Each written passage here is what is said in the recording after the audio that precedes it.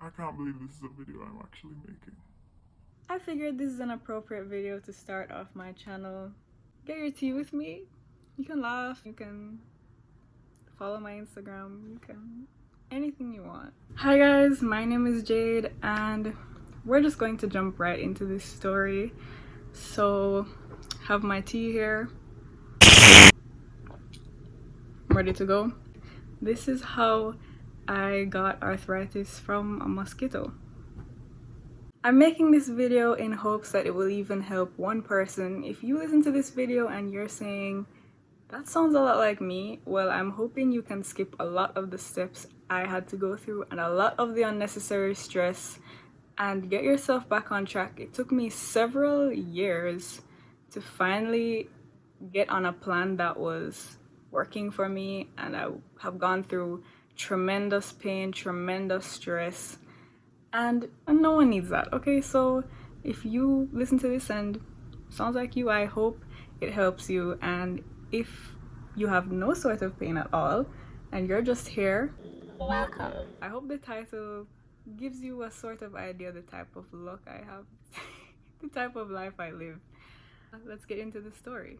So I have always had weak bones, weak joints throughout my whole life. I've had disgusting TMJ when I eat, when I yawn. I could never bite into an apple before in my life. My jaw would always shift, crack, out of place. It was really terrible. And so, of course, I would complain to my parents, and my dad would always take me to physical therapy for my knees. And that's just something that I got used to my entire life. I was just, as sad as it sounds, used to being in pain. I went on to dance for many years. I even did gymnastics. And when I was 11, I fell down really badly. Like, I was doing a routine at school and I was doing a back bend, and I was getting up from the back bend and I flung myself forward, rolled onto my chest, and my legs went over my head. So it was like a C, it was like a tumble. And that was when my back seriously got messed up. That day, it was like I knew things were downhill from that. It was just a disgusting amount of pain, honestly. I went to 2 different doctors. One of them told me I had too many problems, and the other one always seemed to have a phone call to be on every time I went to see her. So she never really listened to me. And living in Jamaica, I didn't know what to do. There weren't many doctors at the time that I had option to go to. So I was just living with the pain, basically. I did a scan, like an x-ray, with my first doctor, my main doctor, and she didn't get back to me for about a month. And even after that, she didn't give me anything substantial to help the pain. So my back was just stiffening and stiffening and stiffening over time until I was just living with this constant pain to stand, pain to sit, pain. I could not run. I could never like jog. Since I was 11 when I fell down, I hadn't been able to touch my toes. Like, I had limited motion. So yeah, that was just my life. So fast forward, not to make this story not super long, I moved to Los Angeles in 2016. At the very end of 2016, it just dawned on me, like, why am I still in pain from falling down? Regular people would have healed by now. It shouldn't hurt me to sit. I shouldn't be in pain just living life. Like, every second of the day, I shouldn't be feeling some sort of pain in some sort of joint. And it was just super uncomfortable, really restrictive, hindering me from a lot of things. Lifting groceries, lifting anything. It was like I needed to figure this out. And I went to a couple doctors here, and of course they didn't have anything much to tell me. They were like, oh, use this cream, use this something. And that's a huge red flag. If you go to a doctor and you are explaining to them your symptoms and they're not listening to you, or they're trying to tell you that what you're feeling is not real, and they're trying to stray you to take some arbitrary shot or some cream, and they're not listening to you, just leave. Always find a doctor who listens to you, because as you see, me going to doctors who did not care about what I was saying is what led me to living almost a decade in excruciating pain every day. So please, if you go to any sort of doctor at all for anything, head to toe, and they're not listening to you, find another doctor. And if they're telling you something about yourself that you know is not true, leave. Because whatever they've studied in school does not overpower what you are feeling in your own body. If you know what they're saying is not right for you, then you don't have to listen to them. There's millions of doctors out there. Go to one who listens to you and who you feel comfortable around. Simple as that. Bro, when I first got here, I went to this doctor, and it was this old guy, and I was telling him about my back, and he was like, take the flu shot. He was like, oh, flu shot. Now you tell me. I'm not trying to demonize doctors here. Please do not think that's what I'm doing. But they're human too. They can make mistakes. They can't be perfect with every diagnosis, and they're going off of what they know and what they've experienced. Don't be afraid to tell them everything, because you don't know if it could be relevant to what they need to diagnose you. Everyone is different. So when I turned 18, I found myself a new doctor, and I told her what was going on, and in my head I was like, oh, it has to be this fall when I fell down. I've been in pain since then. And so everyone always thought it was an issue with, like, maybe I jerked something out of place, maybe I broke something, maybe something didn't heal in the right way. So the first thing I did was go to physical therapy. I went several times a week. Then I went to a chiropractor several times a week, and it was almost as if I was getting worse. And I went to yoga. Well, before I even went to yoga, I did acupuncture. That didn't do anything for me. And then I was doing yoga, and that actually helped me quite a bit. Yoga helped me a lot, just stretching and working my muscles, loosening very tight hamstrings and stuff that I had. But it felt like as soon as I left the yoga class, I would start stiffening up again, and I was in pain all over again. And if I wasn't constantly stretching, as soon as I stopped, it was like pain again.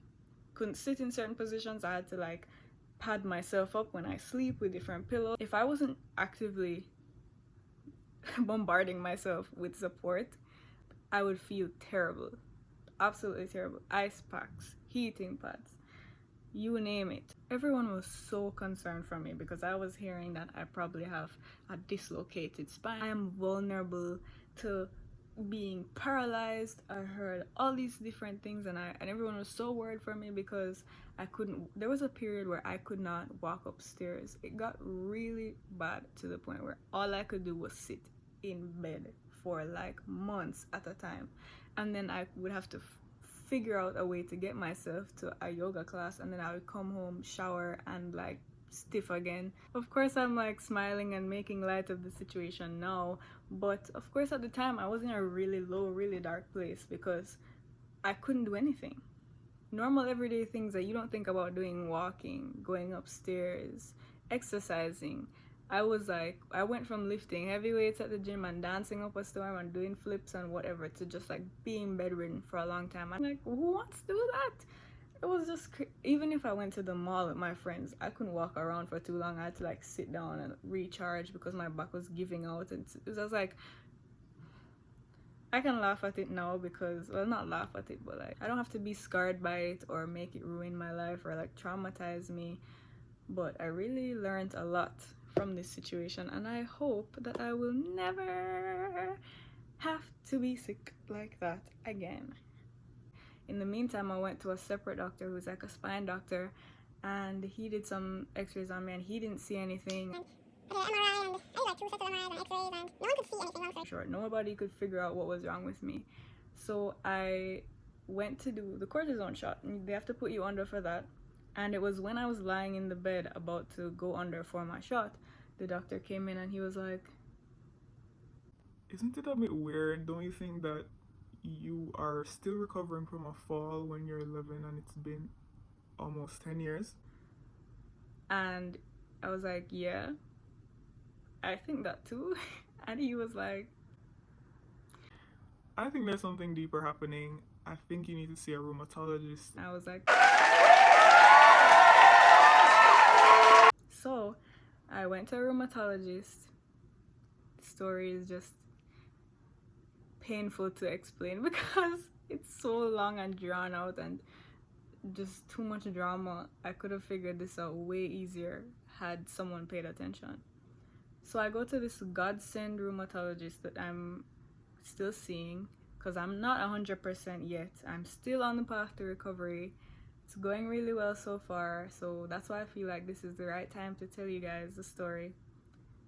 And I did a bunch of scans with her. I did numerous vials of blood, tests, everything, and she could not figure out what was wrong with me either. And it's like something dawned on me. In 2014, I came to LA for a month, and then I went back home to Jamaica, and that was around the time when the Chikungunya virus was going around. So the Aedes aegypti mosquito was traveling over and infecting people, and I had to get it, of course. That's a whole different story because that thing nearly killed me. This mosquito came. I don't even remember getting bitten. I just woke up one day and my face was covered in rashes, my hands were covered in rashes, my feet were green, and my throat was closed. So that went away in a few weeks and I never thought anything of it. But I heard that it lasts in your system for up to 7 years. So I was like, it can't hurt to mention to the rheumatologist that I've had this virus before, because they had mentioned that a lot of their patients come from the Caribbean and have bone and joint issues. So I was like, okay, well, maybe it's this mosquito, I don't know. I told her and she was like, I haven't heard about that virus in a long time, so let me like check my notes on it and get back to you. So a few weeks later I talked to her again because of course I had to be being healed in the middle of coronavirus where we're on lockdown and I can't go to my appointments, so I have to be video calling my doctors, and of course, you know, everything has to be harder than it needs to be. Called my doctor and she was like, Jade, I think you figured it out. Like, basically she had concluded that the chikungunya gave me chronic arthritis, and my life started going uphill since then. I've gotten very good treatment. I'm still working on myself, my life, my body. I can do another video on ways that I am dealing with arthritis at such a young age. And now that I look back, the places that were mostly affected when I had chikungunya, like my feet, my hands, my back, are the places that I'm feeling the most pain with this arthritis issue. It attacked those joints specifically, and I'm feeling it later for sure. It does not have to be that way, and nobody should have to live in discomfort forever or for a long period. I didn't want to make this video too long and explain everything in depth, really. This was just a long and short, just to give you guys an idea. And yes, of course, I have acknowledged that I probably was predisposed to a joint issue or a bone issue, and the mosquito exacerbated that. Thanks for tuning in, guys. Subscribe if you want to. Follow me if you want to. And when we're free from prison,